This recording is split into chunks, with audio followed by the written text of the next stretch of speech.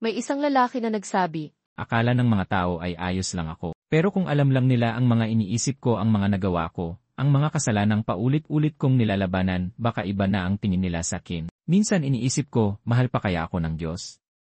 nakangiti siya sa labas, pero sa loob, kinakain na siya ng guilt, takot at hiya. Marahil naranasan mo rin yan, bit-bit ang mga kasalanang itinatago, mga problemang kinikimkim, at mga sugat na ayaw ipakita kahit kanino. At sa puso mo, nagtatanong ka, nakikita kaya ako ng Diyos? At kung mahal pa rin kaya niya ako? Sabi sa Hebreo 4:12-13, ang salita ng Diyos ay buhay at mabisa. Mas matalim ito kaysa sa alinmang tabak na magkabilay talim. Tumatagos ito hanggang sa pinaghihiwalayan ng kaluluwa at espiritu, ng kasukasuan at utak sa buto. Nalalaman nito ang lahat ng iniisip at nilalayo ng tao. Walang anumang nilalang ang makakapagtago sa Diyos. Ang lahat ay hayag at lantad sa Kanya, at sa Kanya tayo magsusulit.